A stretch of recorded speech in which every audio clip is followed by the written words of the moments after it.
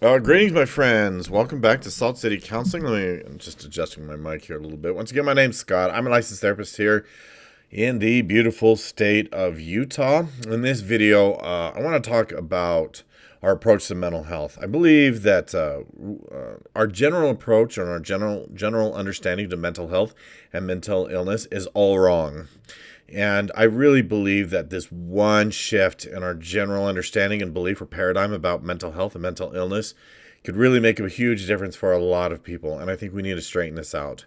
This is just kind of my own observations and what I found over the years. And so what you have to understand about mental illness, right, is it falls under and therapy, right? It falls under the whole healthcare umbrella. And so mental health and mental illness, maybe the approaches to it or the stance, the paradigms about mental illness, those precedents have been set by, a medical model, but also a pharmaceutical model. There I said it, is that I've been in this industry for a long, long time, and I think it would be dishonest to say that the pharmaceutical industry does not set a lot of the rules or beliefs or precedences for our mental health, our current mental health system, our paradigms or beliefs about mental health and how we approach it. And so I want to straighten this out. This needs to be talked about. We need to change our approach. We need to change how we look at it. If you're struggling with mental health issues, which I pretty much guarantee you are, because we all are, it's called life. It's okay. Then I think you're going to benefit from this video. Let me get some housekeeping out of the way real quick. Please subscribe, share, help me grow my channel. If you like this content, you want to keep it going, please go buy me a coffee. The link is in the description below. My anxiety course should be coming out soon. By the time you watch this video, who knows? It may be out. So you may want to check the description below for a link to my anxiety course. And yeah, I think that's what I've got for now. Help me grow my channel. So here's the basic gist of it. We have the wrong framework for mental health and mental illness. Let me explain. Okay. So generally speaking, mental illness is really, it's kind of treated similar or regarded or talked about like it's some sort of pathogen. Like maybe it's a virus, maybe it's a bug, maybe it's a bacterial infection, like it's like you're sick. And so people tend to think of mental health and mental illness as though there is a cure. People will ask about this online. What is the cure for anxiety? What's the cure for depression? And the pharmaceuticals companies are more than happy to have you believe that the cure for things like depression or anxiety, for example, is to take their meds, is to take their pills. And it's like your life is dark and dreary, and then you take pills and now you're sailboating. Yay, just like that, because you've been cured. And so I think it's very, very erroneous to talk about mental health, mental illness as though it's a pathogen, like it's an illness, and that we need a cure. So cure is a dirty word. It should be treated as a dirty word when it comes to therapy and psychology and mental health. It is inaccurate. It's not how this works, okay? The truth is about mental health and mental illness is that it's far more like in fact, it's pretty much exactly like and works exactly in the same way that like physical fitness works. Okay, so really a more accurate terminology would be mental fitness, right? Are we mentally fit, or how's our fitness level? How is our mental fitness level? That model, that paradigm, that way of approaching mental health and having good mental health is far, far, far more effective. I'm speaking from experience here, not only as a professional that helps people with these issues day in and day out, but this has been accurate for my own journey, my own life, and my own approach to my own mental health.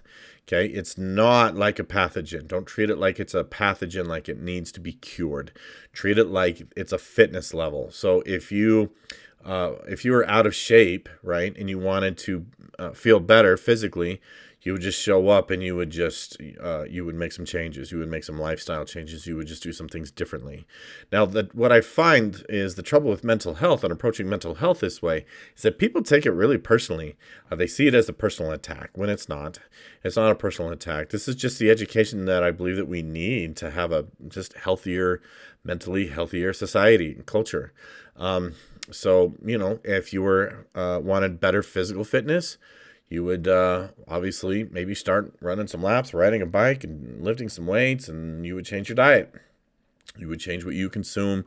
You would change what you eat, when you eat, and what quantities, et cetera, et cetera. You know the deal.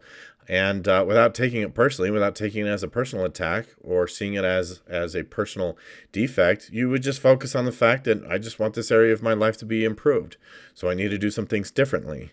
And like on a similar note, like as dieting, right? I noticed that we as a people, we as a culture, we consume basically anything and everything that's put in front of us, whether it's music or whether it's entertainment of any kind. Maybe it's video games, friends. We have a lack of boundaries. There's a lot of drama. We get invited to a lot of drama, notifications, scam calls. I always have a tendency to look on at people who are answering or responding to scammers, for example, and it's like, what a waste of time. I just ignore them. And where applicable, I block them. I just delete them and block them without ever responding to them. But I've noticed that, like, in regards to the world around us, people will just consume everything, right? And if you think of this in regards to, like, a diet, for example, you don't just eat anything and everything that's in front of you. You don't just, I'll just consume whatever is put in front of me, right? Whether it's McDonald's or endless amounts of soda or sugary foods, whatever. Don't just eat anything and everything that's put in front of you. Be really choosy. Just make better choices of what you allow yourself to be exposed to. Allow yourself, be choosy about what you allow to take hold in your mind, just like you would be choosy about what you choose to eat. Right. And so there are a lot of different habits, a lot of different lifestyle changes, a lot of different things that people could do differently that would improve their mental fitness. But if you treat it like it's similar to fitness, you're more than likely to get positive results. For one of those reasons is simply that you're going to realize that you don't need what you're the solution, let me put it this way. The solution is not this external thing. You're not looking for this miraculous new medication, or you're not looking for this miraculous new relationship that some external thing is going to swoop in and fix you and fix your life, right? That doesn't happen with physical fitness, right? You don't just take a pill and suddenly you're in shape. And we all know that it doesn't work that way. Now, we all obviously know that there are certain supplements or medications even that you can take that might help you maybe lose weight or improve your fitness level or whatever. There's steroids. And I guess there are things that could help you along the way, sort of. But ultimately, it's up to you, right? It is up to you to put in the effort if you want that level of fitness. Okay, and the same goes for mental health.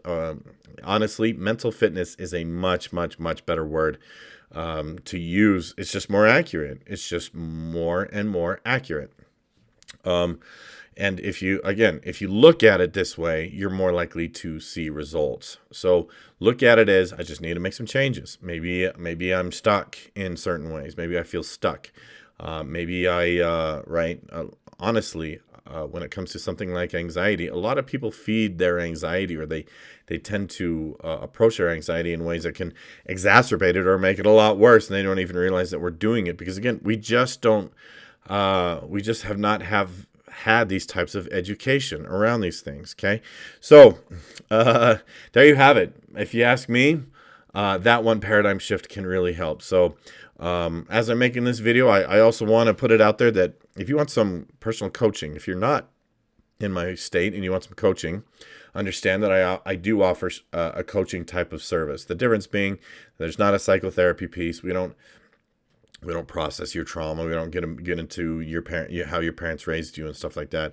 We just focus on what you can do here and now to improve your situation. right? The here and now on what you can do to make progress in the areas that you want to make progress in. If you want some coaching, you can contact me. My website, saltcitycounseling.com. It's a link in the description below. So thank you for watching, and we'll see you in the next one.